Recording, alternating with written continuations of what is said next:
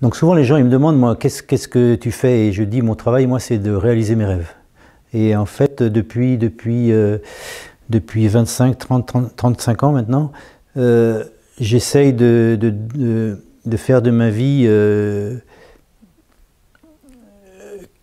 une vie qui me corresponde complètement. Qui soit la mienne, qui soit...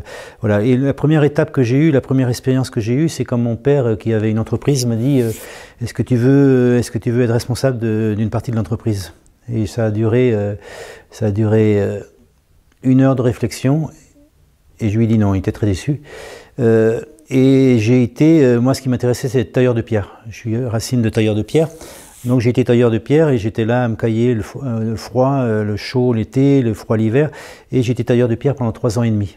Et ça m'a appris, cet événement-là m'a appris à écouter en fidélité ce que j'étais en fidélité. Que j'étais pas quelqu'un pour faire une carrière, pour faire ce que les autres voulaient de moi. J'étais quelqu'un qui avait un parcours à faire dans cette vie. Et c'est ce qui m'intéressait de faire, c'est ce parcours. Ça a été ça pour moi d'essayer de parcourir en vie. Alors c'est fait de détours, de contours, de haut, de bas, de pas savoir, de brouillard, tout d'un coup de fulgurance, de bonheur, de dire tiens je suis dans ma place. Voilà. Et ça a été comme un itinéraire initiatique pour moi-même de tracer ma vie. Voilà. Et au début, je me suis rendu compte que moi, ce que j'étais, c'était le plaisir. Et du coup, tu te souviens de tes plaisirs d'enfance. C'était de construire, de créer, de fabriquer, avec les mécanos. Alors, on était les premiers mécanos à l'époque, d'avancer, de faire des petits murets dans la cour d'école alors que tout le monde jouait au foot. Moi, j'étais le seul à pas jouer et je faisais des petits murets. Et quand tu te remémores de tes souvenirs d'enfance, tu te rends bien compte que t'es fait de tout ça. Et ce qui donne du bonheur, c'est ces moments où ça se dilate en toi, où c'est plein, où il n'y a pas à tricher, il n'y a pas à chercher, il n'y a pas à se forcer, et ça coule. Et donc voilà. Et petit à petit, tu traces ta route, Donc je fais plein de métiers, plein de métiers qui ont été prof. Donc tu vois, petit à petit, prof, tailleur de pierre, prof. Après j'ai eu une ferme auberge, j'ai eu une crêperie. On a créé une cidrerie avec mon ex-femme. On a créé une coop bio, etc., etc. Ça a été plein d'aventures nouvelles à chaque fois. Et jusqu'au jour où... Et je faisais aussi des grands personnages comme ça pour le carnaval de Nantes. Donc c'était des grands personnages de 6 mètres. Et tout d'un coup, il y a comme une révélation pour moi, le plaisir de créer, de fabriquer des objets. Voilà. Donc j'ai fait ça pendant une dizaine d'hivers. Et un jour, j'ai eu une fille, et puis je suis revenu au pays, donc en Bretagne. Et là, je me suis mis à faire des petits personnages. Voilà. Et parallèlement, je gagnais ma vie à faire du cidre, enfin plein de choses. Et c'est comme ça que l'itinéraire est venu. Et en fait, moi, j'ai jamais dit je serai sculpteur. J'ai dit je serai réalisateur, je voudrais faire du cinéma. C'est mon rêve, moi, quand j'avais 16 ans, 17 ans. Donc voilà, et petit à petit, quand même, le plaisir de construire, d'être là dans l'espace, ça a fait qu'un jour j'ai choisi ça. J'ai vu un copain dessinateur qui galérait avec ses dessins.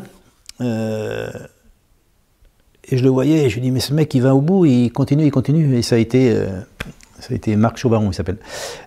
Et j'ai vu ça, et à un moment donné, ça fait quelque chose. Je me dis mais attends, ce mec il vit mal de ces trucs, mais il y va, quoi.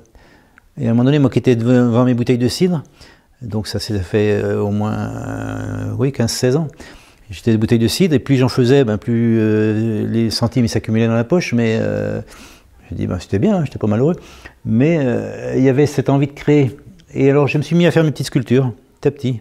Et un jour, au bout de... Donc ça fait déjà un bout de temps quand même, je me suis mis à faire ces machines là, et il y a eu pour moi l'évidence que mon bonheur c'était de créer, en fait.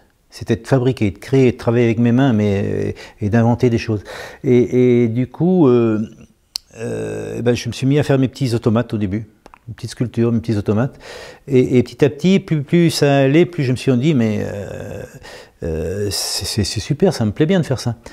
Voilà, un jour je pars à Saint-Jacques-de-Compostelle, je me dis, je pars à pied à Saint-Jacques-de-Compostelle, hein, c'était 1 mois et demi, et je me suis dit, je vais prendre une décision radicale dans ma vie, et au bout du chemin, je vais savoir. Au bout du chemin, c'est savoir. Et j'ai passé 1 mois et demi à marcher, et je me suis dit, mais qu'est-ce que je veux vraiment faire de ma vie, quoi. C'était ça l'idée de mon chemin. Je faisais du cidre, je gagnais bien ma vie, et au bout du chemin, c'était une évidence pour moi que j'allais arrêter cette cidrerie, et passer à autre chose et consacrer ma vie à la création. Donc, quelque part, même le temps était là. J'ai dit, c'est pas cette année, il faut que je prépare la fin, c'est dans 1 an. Et effectivement, au bout d'1 an, j'ai arrêté ma cidrerie. Je trouvais pour pas grand-chose, pour des cacahuètes, j'ai vendu mon truc. Et je me suis mis à créer ce lieu ici. Au début, il y avait pas grand monde à venir voir, hein, parce que je vendais quelques sculptures. Je faisais 2-3 expos. Je vendais des sculptures et même là, ça a été un petit peu déchirant. C'est-à-dire, je faisais des trucs, des machines qui me prenaient 1 mois, 1 mois et demi, et je les vendais. Et pour moi, ça n'avait pas de sens. Ça n'avait pas de sens. Je suis là et je vends. Et petit à petit, il y a eu l'idée de dire, mais si ces machines, je les rassemblais, je les gardais, et un jour, les gens viendraient les voir. C'est complètement utopique. Complètement utopique. J'habite en pleine campagne. Et alors voilà, j'ai commencé à faire mes machines, j'en ai eu une 10, 15, 20, et un jour j'ai ouvert un lieu tout petit avec un hangar, le vieux hangar agricole, que j'ai aménagé, et j'ai mis mes sculptures, et il est venu quelques personnes voir mes affaires. Voilà, c'est pas ça qui fait vivre. Parce que l'idée, c'est pas pour moi, il est de rêver, mais que mon rêve soit viable en fait. C'est ça qui m'importe, c'est que que je sois pas marginal, ça fait partie de moi-même. Je dis pas que c'est la norme, mais voilà, et j'avais envie de pouvoir faire vivre ma famille avec ma création. Alors au début, je vendais, et puis à un moment donné, je vendais plus parce que ça m'intéressait pas de vendre. Et puis petit à petit, les gens sont venus. Alors il y a eu 3-4 000 personnes au début, et puis etc. Et d'année en année, le lieu s'est développé, et moi j'ai trouvé petit à petit un style qui m'est correspondu plus. Voilà, et ça a duré 25 ans, et aujourd'hui on a 30 000 personnes qui viennent voir le lieu à peu près. Hein. Voilà. Pour dire que, quoi? Pour dire que le chemin personnel, il n'est pas facile, quoi. Il n'est pas facile, il est fait d'une vision globale de ce qu'on veut, pour moi. Je vais dans cette direction. Et il est fait surtout de pas qu'on fait au quotidien, qui nous amènent souvent dans des moments peut-être difficile parce que personne n'est en train de dire c'est par là le chemin, c'est par là ou c'est par là. Et puis surtout quand ça marche pas, tout le monde est content de te dire fais autre chose.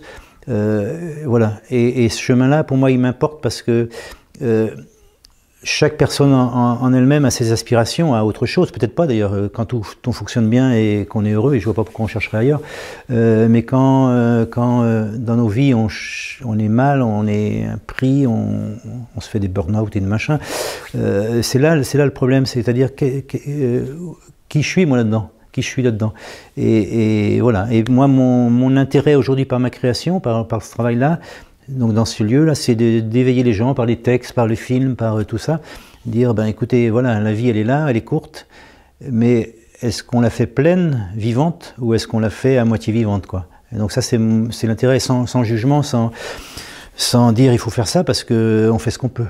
Et je vois bien que c'est pas simple en fait. Pour moi ça n'a pas été simple, mais le monde va vers là, parce que le monde il fonctionne de moins en moins aujourd'hui. Dans un système qui carriériste, donc il faut trouver sa place, c'est fondamental, et le monde il va changer que comme ça, que quand chacun va être à sa place.